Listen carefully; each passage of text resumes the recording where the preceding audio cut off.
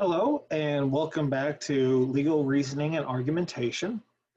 Today, what we're going to do is give you part 2 of cross-examination. So there are some slides that weren't covered in part 1 that it's worth taking a look back at. Then we will transition into part 1 of impeachment and how to impeach a witness. So let's jump in. So what I've tried to do is give you a do and do nots list, right? So let's begin with the do. The do is lead. Remember when we discussed direct examinations, you're not allowed to lead. On cross-examination, you're virtually expected to lead, right? And again, a leading question is one that suggests the desired answer. Now, a question can be leading either by its form or by its tone, right? So, leading question would be, you don't know the defendant, right? Tone, you don't know the defendant, right? I mean, both leading questions, but you can see there's a big difference in the tone. And even open-ended questions that have a difference in tone may be considered leading, right? So again, you're basically telling the jury what the story is, and the person on the stand is agreeing with you. So in addition to leading, you need to make your basis factual. So use simple nouns and verbs. This is very important because, as we've discussed previously, generally speaking, juries are not the most well-educated or well-versed. It's fairly easy to get out of jury duty. And generally speaking, lawyers, we try to get people, unless the case dictates otherwise, who would be very smart and go through the facts of the case and put them together. One side might want them off, right? Another side might want them on. One side wants somebody to make a decision based upon emotion rather than logic. So keeping that in mind, if we use simple nouns and simple verbs, we're making a connection with the lowest common denominator on that jury, right? So there's this understanding that you will have English proficiency if you serve on a jury in the United States. So proficiency isn't a very high bar. So again, keeping things simple, right? Nouns, simple. Verbs, simple. You want to avoid adverbs and adjectives. And characterizations that the witness will always quibble with, right? So, giving you an example,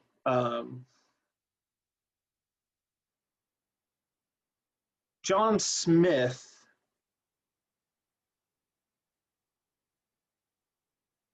reached into his jacket pocket subvertly while you weren't looking. And with great malice, he pulled that gun out. He aimed it steadily, hesitated for a few moments, and then he fired the fatal bullet. Okay, so that's a lot of problems there. Not only is that a compound question, but you were using descriptive terms that the witness could disagree with, right? You weren't there, the witness theoretically was there. So you want to avoid adverbs and adjectives, keep it nouns and verbs, keep it simple. Now, you can use adverbs and adjectives and characterizations of witnesses for your closing arguments, right? And that's where we argue, it's in closing arguments. That's basically what we tell the jury what the evidence means and how the picture all kind of comes together. So closing arguments is basically the puzzle has been put together. Now you can see all how it all fits together, and you can see the picture. Also do is make it simple. So cross-examinations can go on and on and on. And generally speaking, the most effective cross-examinations are short. Okay? So you get up, and as we've discussed in the previous lecture, you have 2 or 3 points that you want to hit. And you have kind of an outline. And using the basic nouns and verbs and avoiding complex vocabulary or structure, if you just get up and say 1, 2, 3, 4, 5, and then 1, 2, 3, 4, 5, and then sit down, it's going to come across more effective. Because remember, juries and juror attention is at the moment of primacy is at the beginning, right? And then towards the end. And usually you suggest the ending by the tone of your voice. Now, that being said, if you just get up and ask the basic questions that you need to ask to show whatever you're trying to show, and avoid arguments and things along those lines, and just sit down, the jury's going to pay a lot more attention to you and what you have to say. Right? So again, the most effectives are going to be questions, and again, questions that are short, basic structures, basic vocabulary, right? So think about building a case very short fire, right? So you were at the bar on August 3rd, isn't that true? And you had several drinks, isn't that true? These drinks were intoxicating beverages, isn't that true? Right, and you can go on from there and there and there. But again, it's just a very short question in which you're just telling the answers, all right? If I had said, so on the night of August 3rd, you were at the bar drinking intoxicating liquor, isn't that true? Okay, I might have lost some jurors, right? Because they're like, what's going on? What did he say? So again, the simpler and the shorter that you can make a cross-examination, the better. Also do, as I kind of said before, make your points bit by bit. Cross-examination is in part the art of establishing a point through several sequential questions, rather than jumping to the end right away, right? And so what you want to do is you want to bring out information little by little, right? Because the littler it is, the harder it is for the witness to deny or to resist any questions that lead to the conclusion you want, right? So if you jump right to, and you saw him shoot the gun, but you refused to say it here, you've blown your chance, right? Because the person's just going to say, no, I told you everything I know. But if you start asking questions little by little, tiny part by tiny part, making your points, and in a way that doesn't show your hand to the witness, so the witness isn't entirely sure what's coming, so they answer honestly, then you can save your whammy question till the end, or some cross-examiners, and I argue this is more effective, imply your whammy question, right? Get right up to that last question and let the jurors go, okay, we see what's going on here, right? Because if you get to that whammy question, then you're going to have the witness fighting you back. Jurors are like cattle, but if you paint a broad enough picture, big enough picture, a detailed enough picture, they're going to be able to see it. right, without you having to drag it out of the person who's going to fight you, and you'll get an objection by opposing counsel, and really the whole point and the power of your question will have been lost. Now, there are some attorneys who will basically go step far overboard in their final question, right? So what you're telling me is that the defendant is guilty in this case and should be put to death. And then as soon as they say that, opposing counsel jumps out of their chair, and theoretically for the prosecution, that lawyer will say, "Oh, question withdrawn," right, before the person has a chance to answer, when it has a chance to answer. That's dirty pool, right? And it's sleazy, and juries are going to see that as being sleazy, right? I mean, it can be strategically used, especially if your point is not coming across the way you want it to come across, and you kind of have to make a split-second decision.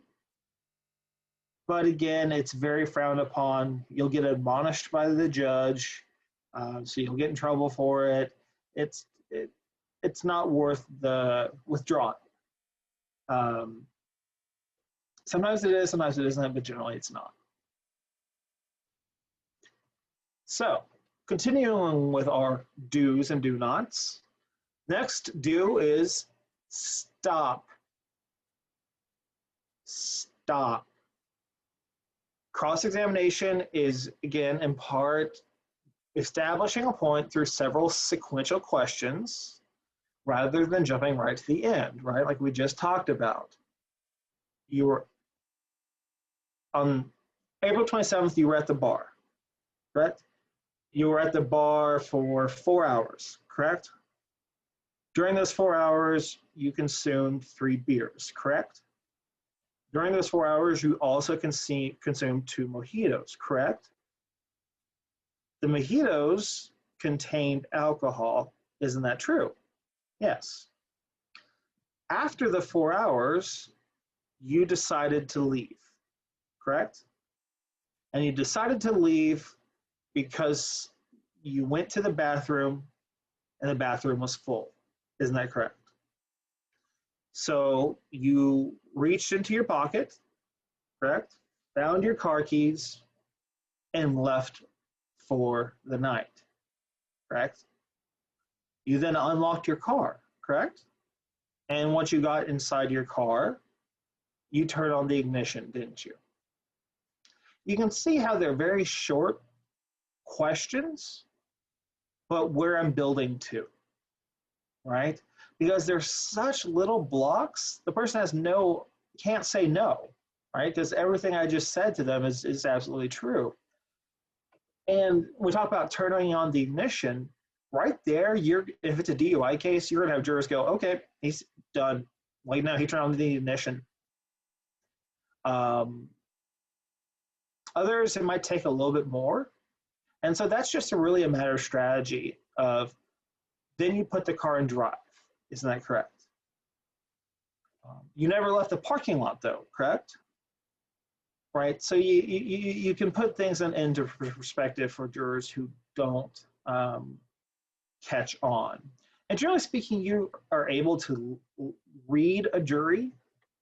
You should be able to look at a jury and understand what they're thinking, what they're understanding, what they're not understanding, by the way they're sitting, their tone of their appearance. If they kind of have that dumbfounded look, you know you've lost them.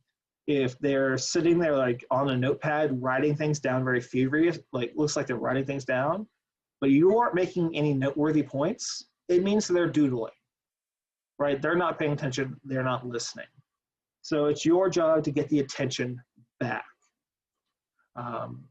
Now, again, if we go little by little, it's enthralling in the sense that jurors don't have to listen to long questions. They don't have to listen to the lawyer talk. They can just go, I'm envisioning this, I'm envisioning that, like, and painting the picture within their head of what happened, and then letting them draw the ultimate conclusion. Always, always avoid the one question too many. So in a DUI case, the one question too many would be, now, in your opinion, you were too intoxicated to drive. Isn't that true? Guess what the person on the stand is going to say? No. You want them to say yes. They're going to say no. I don't care if it's in a witness statement, and we'll talk about impeachment in a little bit. Generally speaking, they are going to say no, right?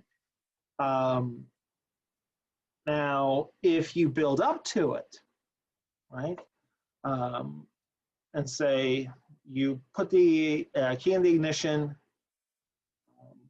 then you waited about 15 minutes, and then you put the vehicle in drive, right? After that, ask right or correct after each segment.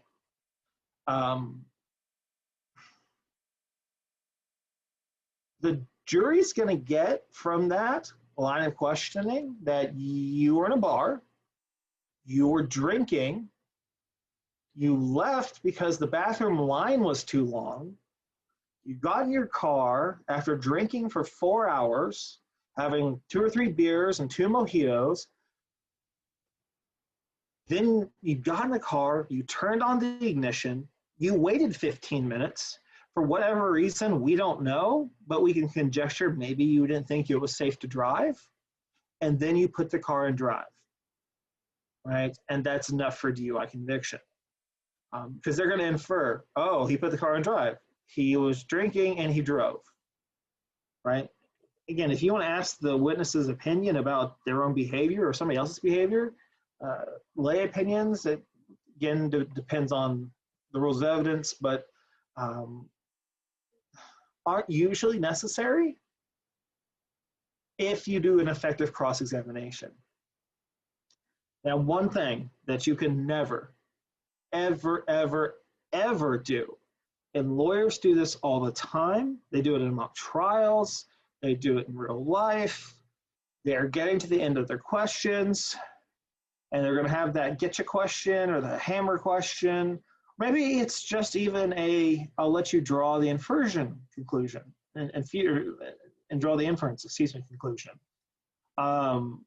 Never, ever, ever, ever preface a question with, I have one final question, right? Because what if your final question, the person on the stand denies?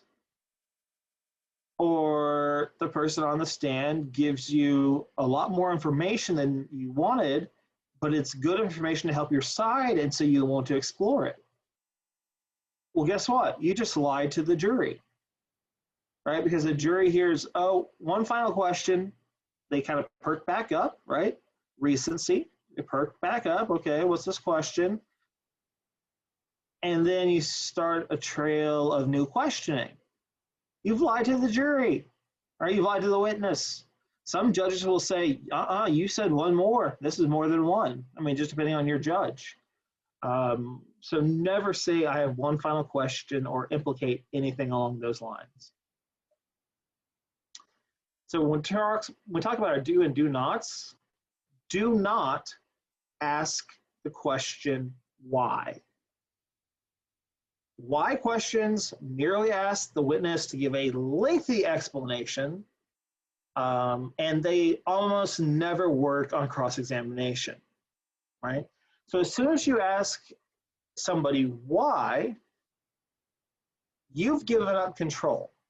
Now you're no longer telling the story, they're telling the story, right? And control is the hallmark of a good cross-examination. Right, so the question of that 15 minutes, right, while the guy turned on the ignition before he put the car into drive. If I ask why, he is going to go off on a tangent, right? And he's going to make himself look like a saint.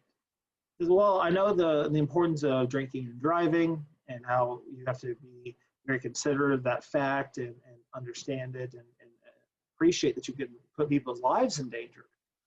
So I waited 15 minutes, even though I felt fine. I waited 15 minutes to make sure that once I sat down and I was in a different environment, everything was okay before I put the car to drive and then tried to proceed to leave the parking lot. Okay, they just went on and on and on and tanked your case, right? Because on cross-examination, you asked them to explain something that they hadn't explained, but the jury could infer. Right, so a lot of times you kind of have to give the jury, as dumb as they are, some credit, right? That they're going to go, that's a little suspicious. That's a little weird. Right? Why do you wait 15 minutes? What's going on with that? Now you can do redirect, right? On redirect, they might bring up the fact that you talked about the 15 minutes. They might say, so. When you're in your vehicle for 15 minutes, why did you wait that long? That's perfectly fine on a redirect or even a direct. But on a cross, never, right? Because as soon as you ask why, you give up control. Now, something else you want to do is avoid asking what the witness, quote, testified on direct examination, right? This happens a lot, again, in mock trial and in real court. Get up on the cross-examination, they'll say, now you testified on direct that you were approximately 40 yards from the house. Okay, seems a reasonable question, but it invites the witness to disagree with you or with your understanding what the witness previously said.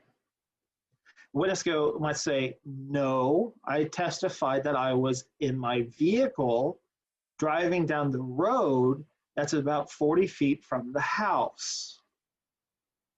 So now they've just corrected you, right? So now they have control. You've lost some face with the jury because now you look like you're misstating things or you weren't listening, right?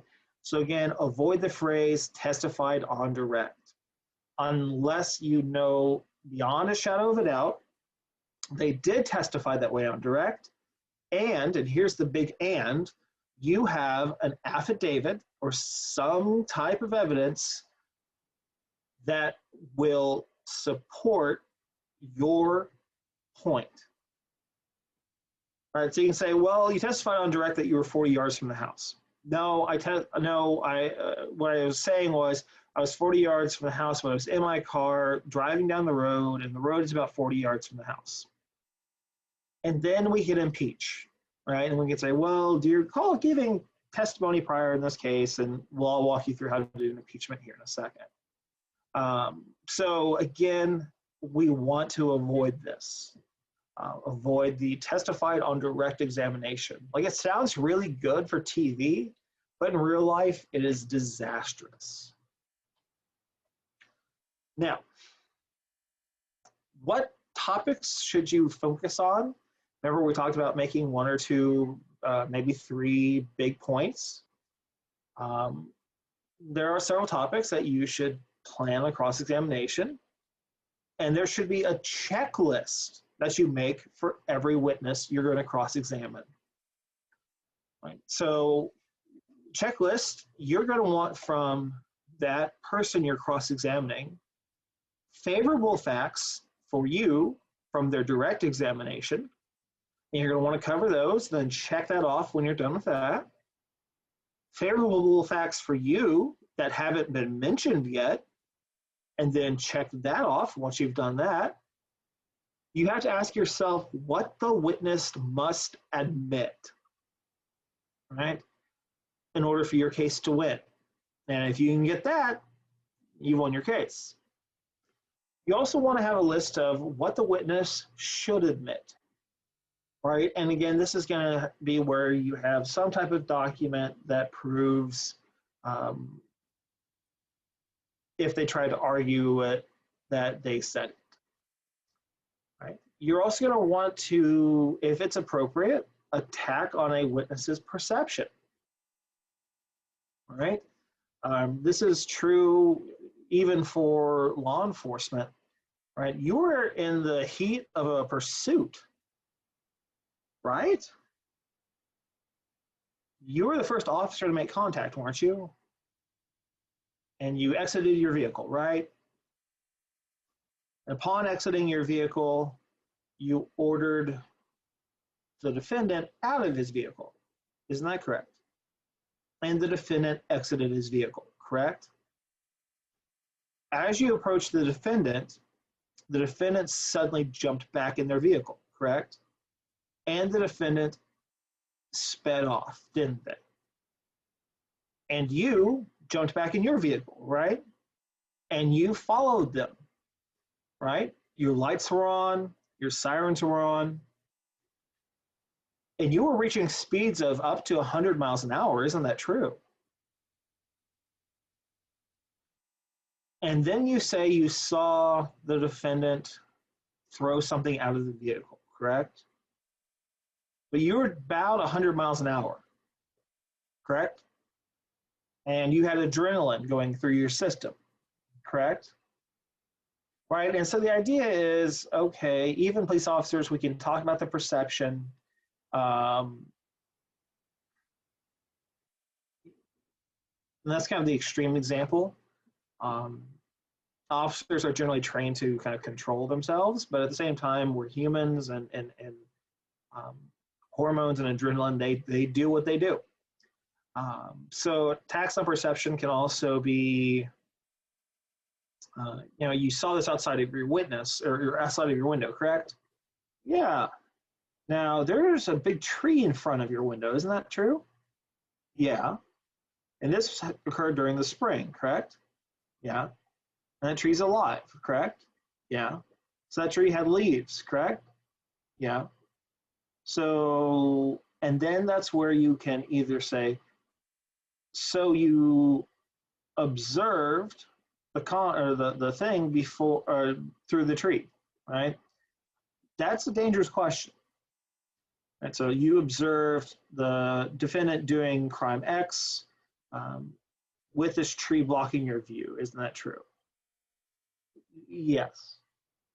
Or they might say no. All right, if they say no, well, then you have to come up with some real good explanation as to, yeah, they did. And you can't argue with them on the stand. So again, that might be the question to many. But if you lead up to it and get to a point where the jury goes, wait a second, this guy looked through the tree, and you can even say, this is the same tree that you looked through to observe the witness, right? Yes. The jury is going to infer, right, that there was a problem with perception. Next big one is attacks on witnesses' memory. And I say this is a big one because studies show that we as human beings have absolutely the worst memory you can imagine. So I teach this in some of my classes. There's a famous professor who taught a class, and on the first day of class, she comes in, all right, like a couple of minutes before class is supposed to start. So most of the students are in there. She gets set up. She puts her purse into plain view. She says to the class when class time's about to start, oh, excuse me for a minute, I'll be right back. I just need to go run to my office and grab something. During the time she's gone, a man comes running into the room, grabs the purse, and goes running out of the room.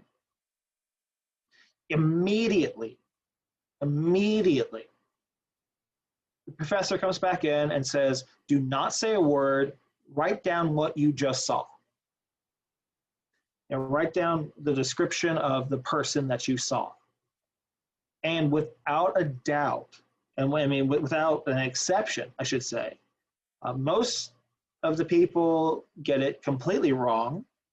I want to say completely wrong. Some will say the guy was white. Some guys will say the guy was black. He was tall. He was short. He had beard hair. He didn't have beard hair. He was wearing a blue shirt. No, he was wearing a green shirt. No, he wasn't wearing a shirt at all.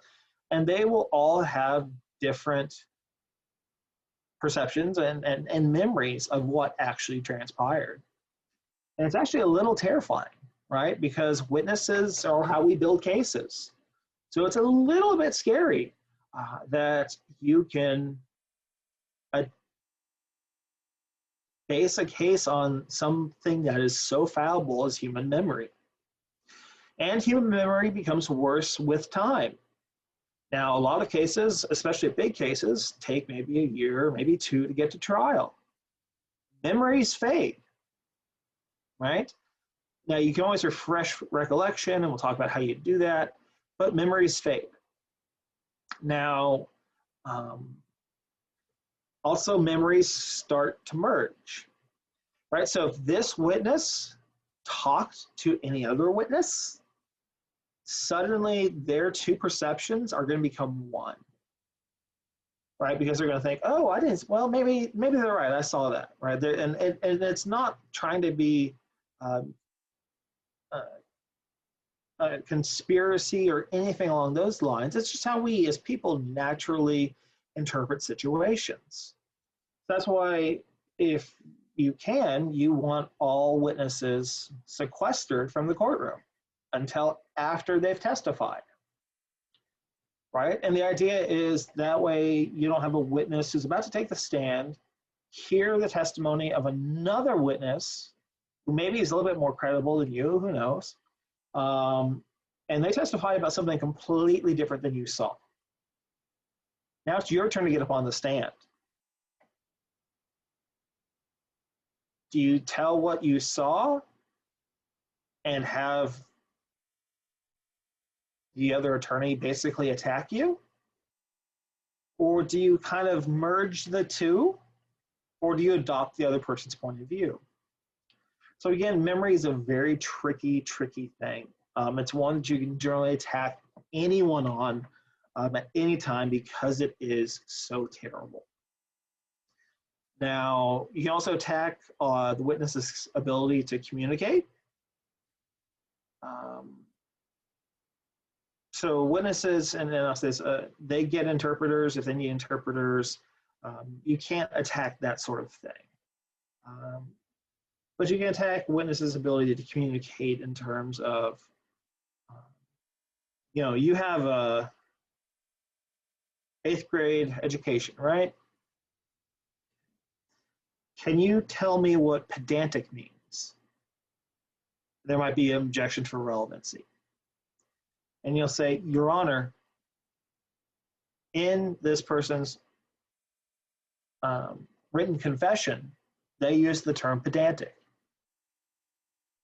I want to see if this person understands what that means. And the person will probably have no clue. Right? That's when you can attack the ability to communicate. And say, look, this is beyond what you could have said, right? And that calls into question that confession, right? So it's a tricky road to walk down, and again, also ability to communicate in terms of memory. So if they get up there and it's like, I don't remember anything. Well, you don't remember anything about the night, do you? No. And you didn't give any statements? No. So really, there's nothing for you to communicate here, right? You can also attack the witness's conduct. In this case, we're talking about attacking the witness's conduct. What we're generally meaning is this could be co-conspirators, right? People who committed this crime with the person. So this is where we kind of bring in, oh, you are, you were committing the crime too, weren't you? Yeah. And you're being offered a deal today, aren't you? Yeah. And that deal is if you testify, you will get less time in prison. Isn't that true? Yeah. Okay, that's great. if you have somebody who's a co-conspirator. Now, if you have somebody who is not a co-conspirator, but was doing something kind of shittily, right? So think of, there's the famous example of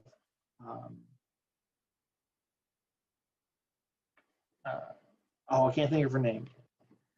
It's a lady who's in New York City. She got robbed, raped, and stabbed, I want to say, or something along those lines. And she, the entire time, was screaming for help.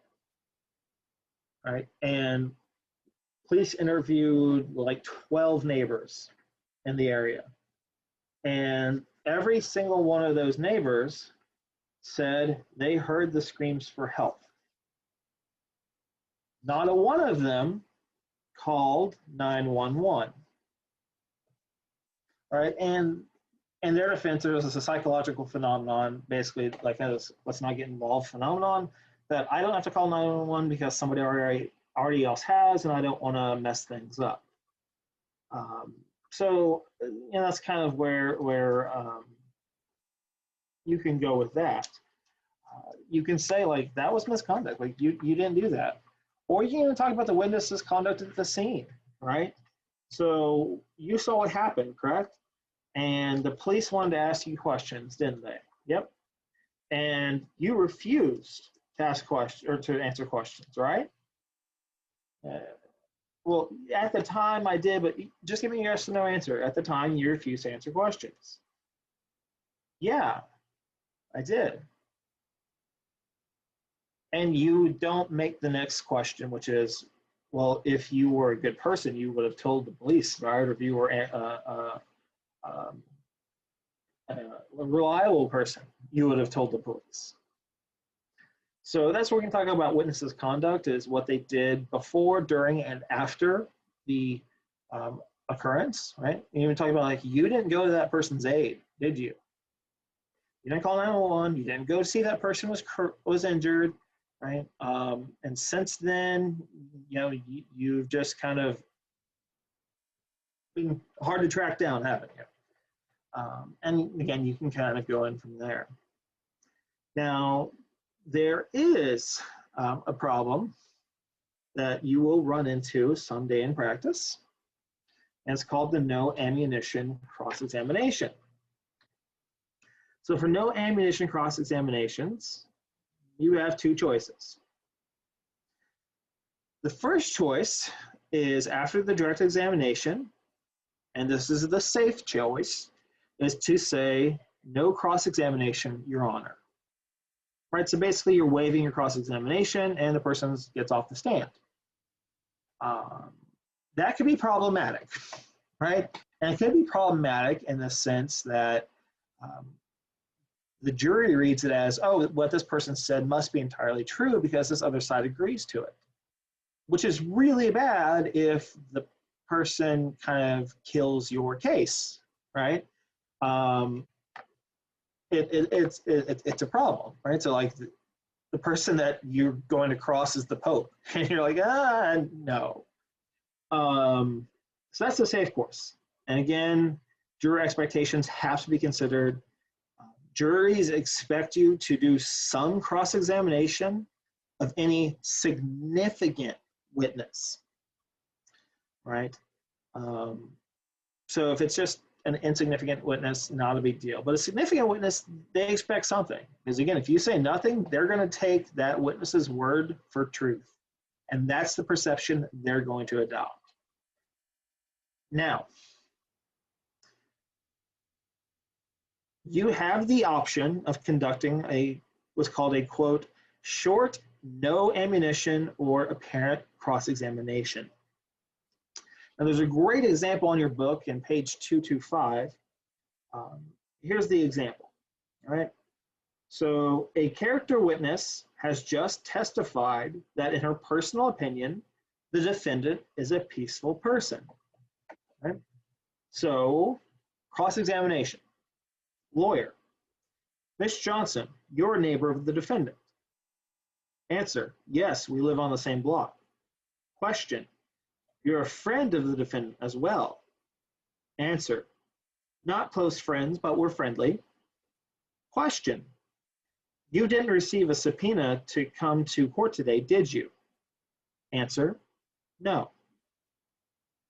Question, the defendant asked you to come. Answer, actually, it was his lawyer. Question, and you agreed? Answer, sure. Question, you want to help? Answer, sure.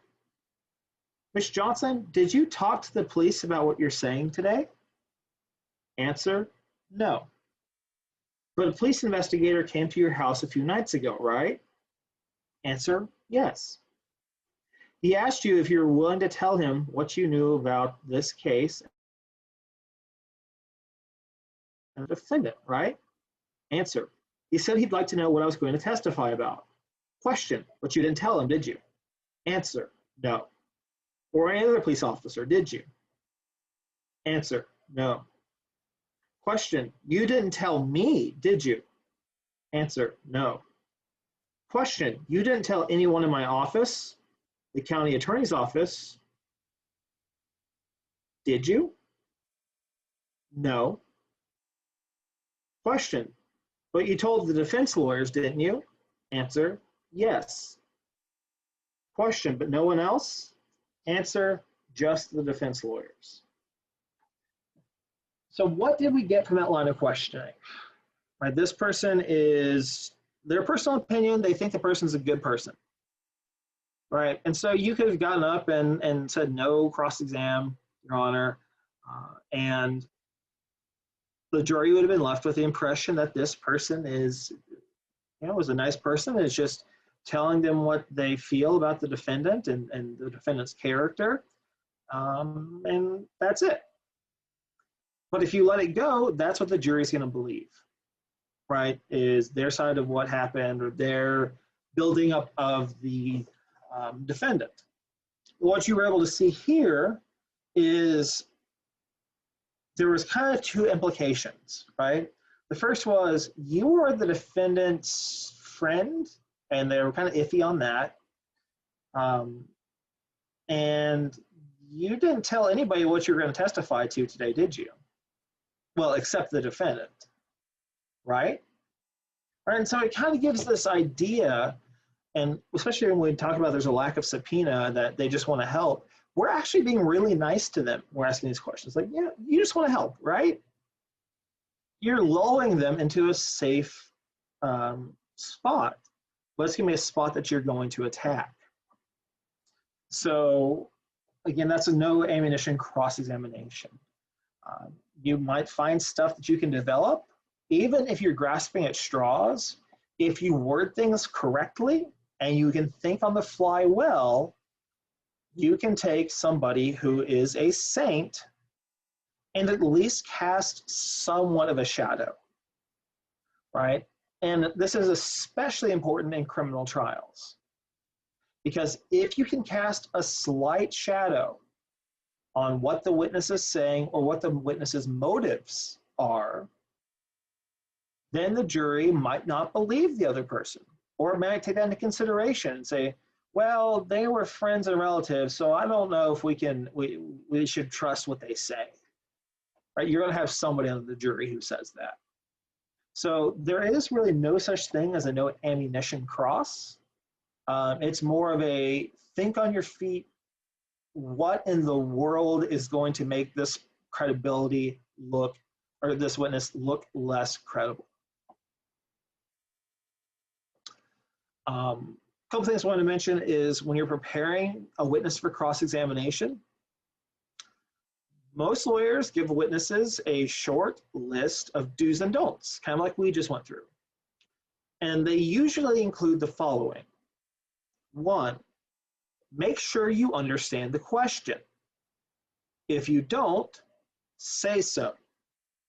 Right? So if you don't understand the question, say, I'm not sure I understand the question. Nobody's going to be mad at you. Nobody's going to laugh at you.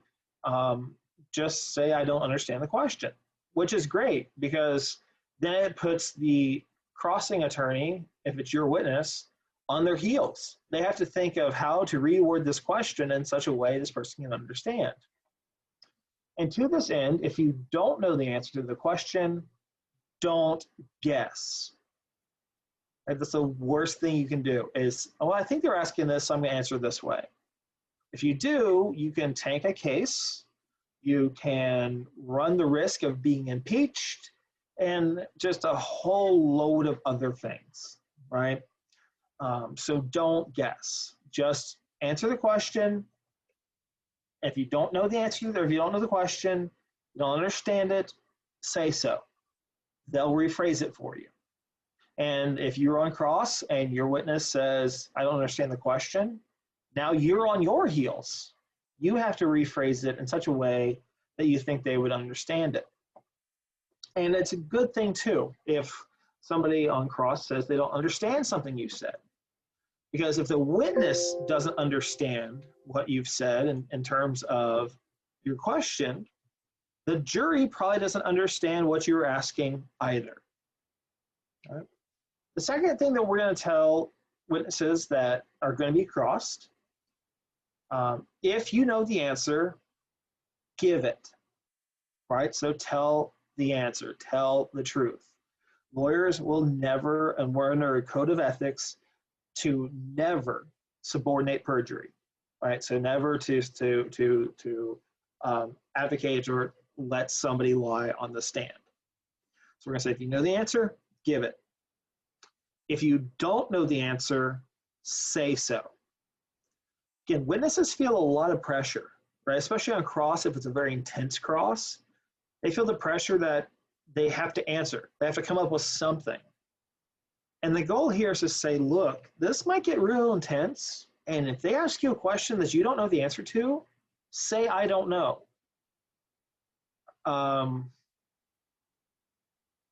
And again, that puts the crossing attorney back on their heels.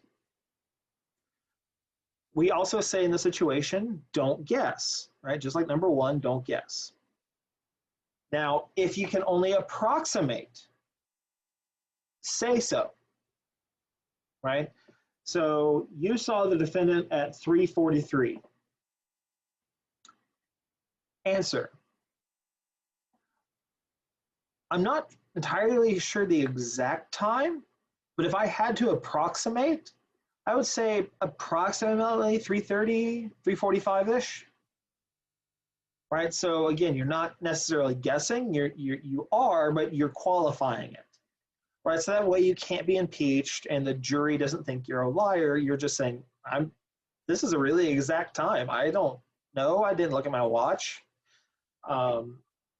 And if you do know the answer and you're not guessing and you're not approximating, give a simple, clear answer whenever possible. And this is your client, right? This is your witness that you're preparing to cross, which is an interesting thing to do, because if you go into mock trial competition, when you're in cross-examination, that witness is going to do whatever they possibly can do to go on and on and on and on and on about a question, right? Even if it's a yes or no question, they're going to go way off board. And the idea is to eat up your time, all right? In real life, and there are no real time limits, right? And witnesses are scared. Witnesses, suddenly it becomes very real to them. And you want them to just give simple, clear yes or no answers. But you have to say whenever possible. Whenever possible. So if you can't give a simple answer, then you can give a complex answer. But if it's just a simple yes or no, you can go with yes or no. You can qualify it, right? Just like we read through the no ammunition cross. There were some yeses, there were some nos, there were some like clarifications. You can clarify if you want, that's fine. But this leads us to number 3, answer only what the question calls for. Do not volunteer additional information. right? Again, on my trial, they're going to volunteer additional information. And if you're smart, you're going to take that information and you're going to use it against them. And the same is true in a courtroom, right? If I'm cross-examining you and I say, you know, you haven't told anybody what you were testifying to in this case, correct? Or you haven't told one of the parties, right? The plaintiff or the defendant, you haven't told one of the parties what you're going to testify to. Well, no, but I did tell, a police officer did come to my house the other day and asked me what I was going to testify about, and I kind of gave him a general idea. You, as an attorney, if that's your witness, should be on your feet, one, objecting, even if you don't have a relevant or good objection, just to distract the jury, and two, you will have your butt cheeks clenched because holy crap, they didn't just answer the question. They also said, oh, by the way, police came to my house and I didn't tell them. And it's bad enough not telling both sides or one side, but when you add in the fact you didn't tell the police either, well, now the cross-examining attorney has a whole different line of questioning that they're going to do. They're going to talk about that you didn't volunteer this information. They're going to talk about the police. And then they'll come back to the questions that they kind of had outlined. Again, we don't plan questions because cross-examination is really done on the fly. It's really an exercise in critical improv. Now, the fourth thing that we will instruct our witnesses to do is answer questions only with what you personally saw, heard, or did. Right? So do not testify about what others did, what you saw, and you can testify what you saw others did. You can testify about what you heard the defendant say. You can testify about what you did. But if you didn't personally see, hear, or do it, don't answer the question. Say, I don't know. And if you have a good attorney, the attorney will jump up because they'll know exactly what you know. You as the cross-examining attorney will, or excuse me, the attorney whose witness is being cross-examined, you will jump up with lack of personal knowledge, Your Honor. And the idea here is the judge is gonna ask the witness, like, did you see it? Did you hear it? What happened? And the witness will just say, yeah, I didn't see it. I just saw it on the news later. And they're going to say, okay, it's a sustained objection. Because we want to know what in the moment you saw, heard, or did. In addition, we want our witnesses on cross-examination to be calm and serious at all times. We don't want them arguing. We don't want them quibbling with the lawyers. We don't want them getting upset or emotional over the lawyer's questions or attitude. You tell them, I will make any necessary objections if the lawyer is acting improperly, and I will conduct a re-examination if necessary to cover any matters that should be clarified or explained. Right? Because you don't want the witness arguing. If the witness is arguing, then the jury's probably not going to like them. Or if they're quibbling back and forth, they might not like the lawyer, but they're really not going to like the witness. And if that witness gets ticked off at the cross-examining attorney, which is kind of the cross-examining attorney's goal, if the witness gets ticked off or starts really getting angry, like turning bright red and yelling back, suddenly that witness's credibility has just gone into the tank. All right, and now I don't like this witness anymore. If I'm a juror, I'm like, I don't want to hear any more from him. I don't like this guy. That being said, when you're cross-examining someone or you're prepping your witness, depending on what they're going to testify to, say if you need to cry or express the motion, do so. Because if on cross-examination you make a witness cry, suddenly the jury, depending on the circumstances, now they like that witness a lot more. They're sympathetic to that witness, and now they see you as a bully. Now, if they're crying over something very trivial, something like that wouldn't invoke somebody to go into tears, then that changes things, right? Because like, oh, she was asked which type of gas she used to fill up her car, if it was unleaded or unleaded premium, and she started crying. Well, that's really weird. I don't know if I like that, right? Maybe she's trying to hide something. But if you're asking a witness about, well, you lost your mother recently, haven't you? And they start crying, and you do it in a soft-handed manner,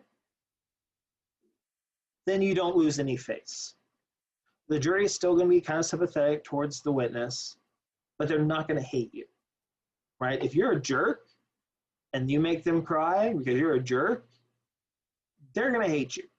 And they're going to take that witness aside, even if they don't believe that witness at all. Now, if you make the witness cry while the witness is screaming at you, then there's a whole other load you have to deal with, right? Because then you're like, how is the jury perceiving this? Because some jurors might be on the witness's side, some jurors might be on your side, feeling bad for you, feeling bad for them. But generally speaking, and recall this, it's a tie, right? If it's a tie, it goes to the witness. So we expect lawyers to be able to handle themselves as jurors. We expect you to know what you're doing. If you don't know what you're doing and you get into a screaming match, we're going to hold it against you. Even though we don't like this witness because they're crazy, we really don't like you because you can't do your job. And the sixth thing we tell witnesses is if there is an objection, so if I say objection, wait until the court rules and answer the question only if the court overrules the objection, right? So we don't want somebody talking over an objection. Now, in mock trial, that's a little different. You're going to try to get out as much as possible before the objection. But in real life, as soon as somebody says objection, you stop talking. And the judge might ask a clarifying question of you. The judge might tell you to answer the question, or the judge might say sustained, and you don't have to answer. And don't worry, again, I will conduct a re-examination if necessary. So just finishing up here, some common problems on cross is a weak beginning, right? Remember, you want to come out strong, not the thing that everybody says, and it drives me up a wall. Miss Jones, I just have a few questions for you today. No, that's weak, right? Moment of primacy, you get up there and you hit them with something that makes the jury go, oh, I should pay attention and listen to the rest of this. You got up there and you're already apologizing or like, I'm sorry for your loss. That might be okay, but it's weak. Next big problem is a weak selection of points. So remember we talked about you want 2 or 3 points that you want out of this witness. Well, if you didn't do your job and you chose weak points, then you're wasting your time and the jury's going to be angry at you for wasting their time. They're going to get bored, right? They're going to blame it on you. If you lose control, right? So if you're doing cross-examination, you lose control either by your temper or you lose control because the witness won't stop talking. Remember, you have a game plan, right? You can interrupt the witness or you can ask the judge if the witness just keeps going on and on. Judge, this witness isn't answering my questions.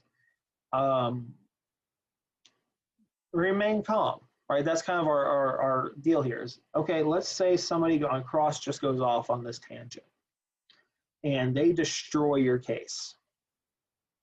And they're the last witness. And you don't have anybody to rebut them. You still have closing arguments.